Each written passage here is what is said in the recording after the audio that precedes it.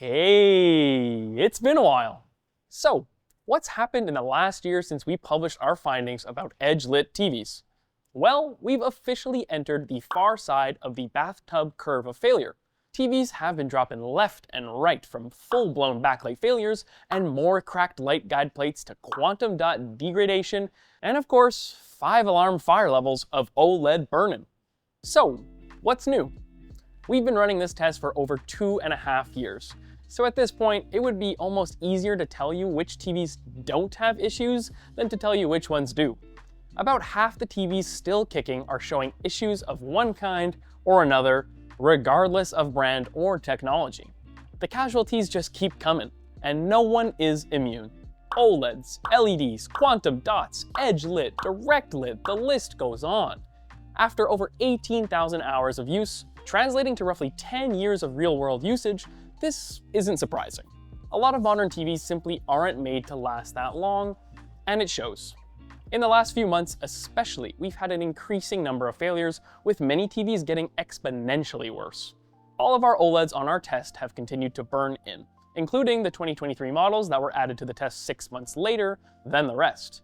Our worst offender, the Vizio OLED 2020, was so bad that you could not only clearly make out the CNN Live breaking news banner on slides, but also the ghostly silhouettes of 3 talking heads in the center. Not those talking heads, these ones. Interestingly, it's the LCD TVs on the test that make up the bulk of recent failures. While we know that edge-lit TVs fail faster, we've been seeing more backlight failures from other types of LCD TVs as well. Shortly after our edge-lit investigation, 3 more LCD TVs bit the dust because of LED backlight failures, including the Insignia F50 QLED, the Sony X800H, and the Amazon Fire TV 4 series. We were unable to save them, so they were removed from the test. In June of this year, we also cracked open the Hisense H8G in the name of science. Its backlight had gotten so spotty it was starting to look like a Rorschach test, making us feel introspective. It turns out that under the hood, its backlight consisted of 9 rows of 16 LEDs controlled in pairs, a total of 144 LEDs in 72 zones. By the time we opened the TV, only 10 of those zones were still working. However, when we supplied power from an external source to each individual LED, we discovered that only 71 of the total 144 LEDs had actually failed. But since they're wired in series, if one of the 2 paired LEDs goes out, the whole zone stops functioning. This is emblematic of a lot of the LCD TV failures we've been seeing. Backlight failure is likely the reason you'll need to replace your LCD TV in the long run, as our testing seems to indicate that the LEDs are the weak point of these TVs. That's also the big tragedy here, as a lot of TVs are designed for efficiency and cost reduction rather than longevity.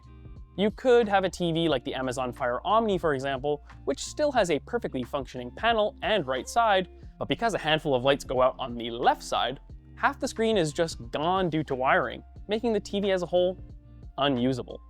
Of course, it's possible to replace the LEDs, but most consumers simply can't do that since it can be complicated, time-consuming, and dangerous to do at home, leaving them with one option: replace the TV. By July 2025, the 28-month mark of our test, another 7 TVs continued to drastically degrade. Some interesting results. We noticed a burn-in-like effect on the 8K Samsung Q900 TS, with the outline of talking heads appearing in gray slides. We suspect that this is the result of the quantum dot layer degrading over time. Since it's an 8K TV, it needs a hell of a backlight to shine through the small pixel apertures, meaning it runs incredibly hot. Heat and flux from the LEDs is known to degrade quantum dots faster, so that checks out. Likewise, the TCL S546 QLED stopped displaying colors properly, with uniformity degradation spreading out from its center, and gray slides that had slowly devolved into a lovely shade of Pepto-Bismol pink.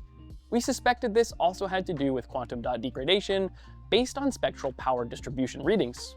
Lo and behold, when we opened it up, we confirmed that the green quantum dots in its XQDEF diffuser plate had degraded. Blue plus red minus green equals magenta, hence the tint. Since the TV started turning pink at around the 8-month mark, it's possible it was a batch issue with the green cuties in our unit. We finally retired the TCL, along with the Vizio M6 Series Quantum 2021 in August. In a familiar story, the Vizio had a few LEDs die, causing the entire backlight unit to stop turning on and rendering the TV unusable, despite the panel itself still being functional. Last but not least, our latest failure was from the Sony X90J. It would turn on briefly and then shut off and blink a red status light 4 times, indicating a hardware issue. Further inspection showed no obvious signs of electrical or hardware failure until we finally found the culprit. One measly LED out of the entire backlight had failed. Because that one light went out, the LED board detected an electrical fault, pushing the TV into a protection mode where it would shut off. While replacing the malfunctioning light strip on the X90J would be a relatively simple fix, provided you have the right tools and safety equipment like we do in our lab, we're now past the point of repairing models and putting them back on the test. With an increasing number of failures, big and small, we are in fact approaching the end of our accelerated longevity test. So, what's next now that the end is in sight? When we finally shut off CNN for good, we'll compile all the data we've gathered to see what bigger trends and conclusions we can draw from this little experiment. We'll be looking at the longevity of OLEDs versus LCDs, QD-OLEDs versus WOLEDs, cheap versus expensive TVs, and anything else we find noteworthy. Better yet, leave us a comment below about what you'd like to know and what investigations or tests you'd like to see from us next. If you want to see all our updates from the last year or dig deeper into the results of individual TVs, you'll find a link to our longevity test changelog in the description below.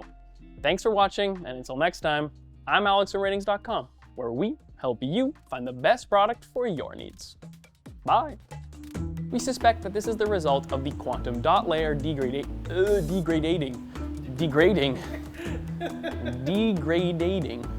Degrade is the word, but not quite the form. Okay, appearing in gray slides, right?